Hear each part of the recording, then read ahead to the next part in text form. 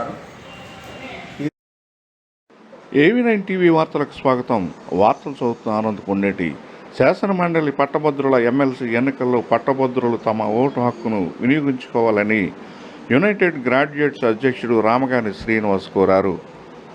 మంగళవారం రామగాని శ్రీనివాస్ స్థానిక మీడియాతో మాట్లాడుతూ ఈ నెల 27న జరగబోయే గ్రాడ్యుయేట్స్ ఉభయ గోదావరి జిల్లాల ఎన్నికల్లో ప్రధానంగా గ్రాడ్యుయేట్స్ అందరూ విజ్ఞత కలిగి, సామాజిక స్పృహ కలిగి, పరిసరాల మీద పూర్తి అవగాహన కలిగి ఉన్న వ్యక్తిని చట్టసభలకు పంపించేందుకు తమ ఓటు హక్కును వినియోగించుకోవాలని ఆయన సూచించారు.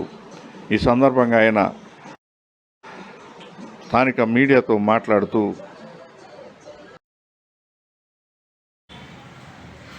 రాష్ట్రంలో జరుగుతున్నటువంటి శాసన మండలి పట్టభద్రుల ఎన్నికల్లో మరి గ్రాడ్యుయేట్స్ అందరూ కూడా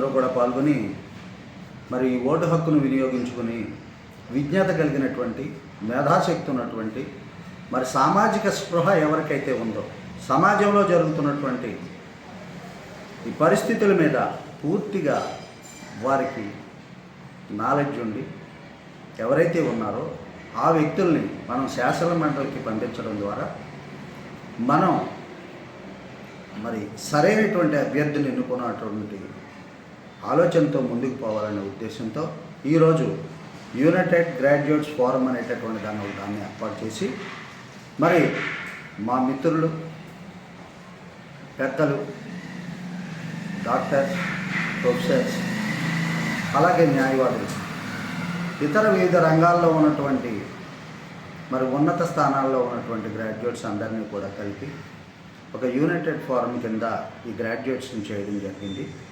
వీరు మరి వివిధ నియోజకవర్గాల్లో ఉభయ గోదావరి జిల్లాలో ఉన్నటువంటి వ్యక్తులతో మేము ఒక ఫోరం కింద ఏర్పాటు చేసింది. వీరి ద్వారా కౌన్సిల్కి సరైన వ్యక్తిని ఎన్నుకొని ఈ పట్టభద్రుల్లో తమకంటూ ఒక పట్టుని సాధించాలనే ఉద్దేశంతో మరి ఏర్పాటు చేయడం. 1958లో ఈ శాసన మండలి అనేటటువంటిది ఏర్పాటు చేయడం జరిగింది. శాసన మండలి భారతదేశంలో 28 రాష్ట్రాలు ఉంటే 6 రాష్ట్రాల్లో మాత్రమే ఈ శాసన మండలి ఉంది. అది వారి ఇష్టాన్ని బట్టి, అక్కడ సౌలభ్యాన్ని బట్టి వారు ఏర్పాటు చేసుకోవడం జరిగింది. ఈ శాసన మండలిలో ఆ రాష్ట్రంలో ఉన్నటువంటి శాసనసభ్యుల్లో 1/3 సభ్యులు ఎంతైతే వస్తుందో అంతమంది శాసన మండలిలో ఉంటారు, లేదా 40 మంది కనీస సభ్యులుగా ఉండడం జరిగింది. అందుచేత 175 మంది ఉన్నటువంటి మన అసెంబ్లీలో దాన్ని బట్టి సంఖ్యాపరంగా చూసినట్టయితే 1/3 అంటే 58 మంది సభ్యులు శాసన మండలిలో ఉంటారు. ఈ గ్రాడ్యుయేట్స్ నుంచి కానీ, టీచర్స్ కాన్స్టిట్యున్సీస్ నుంచి కానీ 5 అభ్యర్థులు చొప్పున ఉండేటటువంటి అవకాశం ఈ శాసన మండలి ఉంది. అటువంటి ప్రతిష్టాత్మకమైన ఈ పట్టభద్రుల స్థానం నుంచి పోటీ చేసేటటువంటి వ్యక్తిని, మన ఉభయ గోదావరి జిల్లాల నుంచి సమర్థవంతమైన వ్యక్తిని, మంచి నాయకత్వ లక్షణాలు ఉన్నటువంటి వ్యక్తిని, సమస్యల పట్ల సరైన అవగాహన ఉన్నటువంటి వ్యక్తిని ఎన్నుకోవాలనేటటువంటి ఉద్దేశంతో ఈ ఫోరంని ఏర్పాటు చేయడం జరిగింది. అందుచేత ఈ ఫోరంలో ఉన్నటువంటి సభ్యులందరూ కూడా మరింత మందిని మరి చైతన్యవంతులను చేసి ఈ గ్రాడ్యుయేట్స్ ఎన్నికల్లో పాల్గొని ఒక ప్రతిభా పాఠవాలు ఉన్నటువంటి వ్యక్తిని ఎన్నుకునేందుకు మనందరం కృషి చేసి ఈ రాష్ట్రంలో ఒక ఉన్నతమైనటువంటి శాసన మండలి సభ్యుల్ని ఎంపిక చేసే దాంట్లో మన పాత్ర కీలకంగా ఉండాలనేటటువంటి ఉద్దేశంతో ఈ ఫోరంని ఏర్పాటు చేయడం జరిగింది.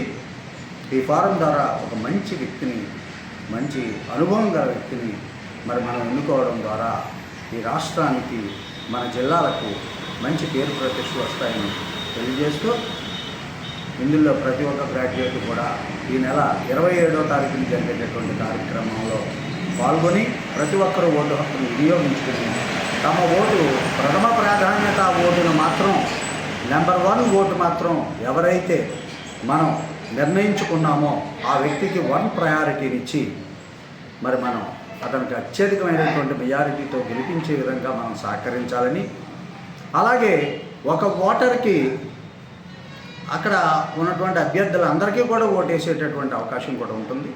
మనం ప్రయారిటీస్ ఏ విధంగా అయినా ఇవ్వచ్చు. దీని మీద కూడా సరైన అవగాహన లేకుండా కొంతమంది గ్రాడ్యుయేట్స్ ఉండడం జరుగుతుంది. వారికి కొంత అవగాహన కల్పించేటటువంటి ప్రయత్నం కూడా మనం చేయాల్సినటువంటి అవసరం ఉంది. అందుచేత దీని విధానాలని పూర్తిగా వారికి తెలియజేయవలసినటువంటి అవసరం అయితే ఉంది.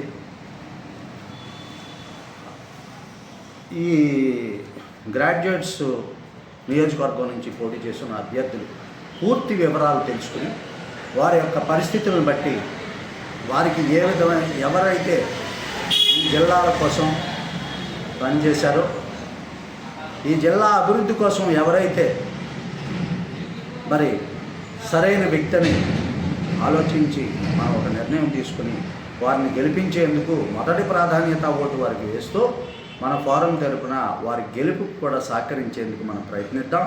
అది త్వరలోనే ఎవరికి మనం మద్దతు ఇవ్వాలి, ఎవరిని మనం సరైన అభ్యర్థిగా సూచించుకోవాలనేటటువంటి విషయాన్ని మరొకసారి మనం అందరం కూడా ఒక సమావేశాన్ని ఏర్పాటు చేసి ఆ సమావేశంలో తగు నిర్ణయం తీసుకుని ఆ అభ్యర్థి విజయానికి విశేషమైనటువంటి కృషి చేయాలనేటువంటి అవసరం ఉంది.